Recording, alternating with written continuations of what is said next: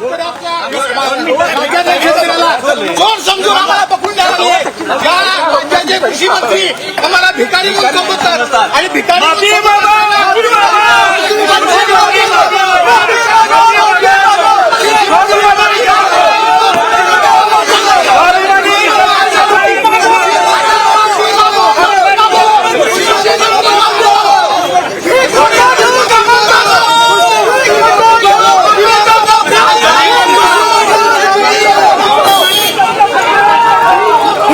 दृश्य आपण सध्या पाहतोय कोल्हापुरातली ही दृश्य आहे। स्वाभिमानीचे कार्यकर्ते आता कोल्हापुरात आक्रमक झाले आहेत। कारण आहे ते म्हणजेच कृषी मंत्री माणिकराव कोकाटे यांनी जे शेतकऱ्यांबद्दल वक्तव्य केलं होतं त्या संदर्भात त्याचे पडसाद आता उमटताना दिसत आहेत। हे सगळे आंदोलनकर्ते माणिकराव कोकाटे यांचा निषेध व्यक्त करताना दिसत आहेत।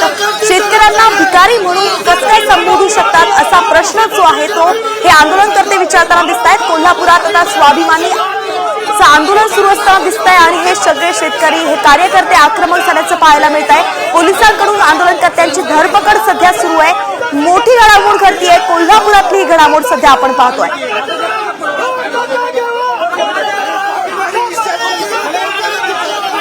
कृषी मंत्री माणिकराव कोकाटे यांनी पीक विम्यासंदर्भात एक वक्तव्य केलं होतं। 1 रुपयाचा जो पीक विमा दिला जातो त्या संदर्भात त्यांनी वक्तव्य केलं होतं। त्याचेच पडसाद उमटताना दिसत आहेत। आपले प्रतिनिधी रणजित माजगावकर आपल्यासोबत थेट जोडले गेले।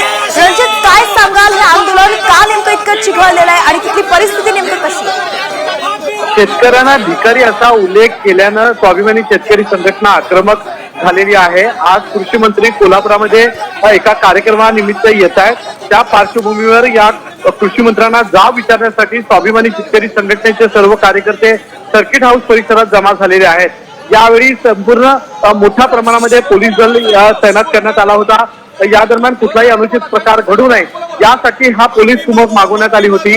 मात्र सर्किट हाऊसच्या दारात मोठ्या प्रमाणात स्वाभिमानी शेतकरी संघटनेचे कार्यकर्ते जमा झाल्याने पोलिसांनी त्यांची धरपकड केलेली आहे। त्यांना पकडून एका गाडीमध्ये सध्या ठेवलेला आहे आणि त्यांना ताब्यात घेऊन ही गाडी आता पोलीस स्टेशनच्या दिशेने जाताना आपल्याला पाहायला मिळते। कोकाटेंना भेटण्यासाठी कुठल्याही शेतकऱ्याला अथवा कुठल्याही व्यक्तीला परवानगी दिली जात नाहीये।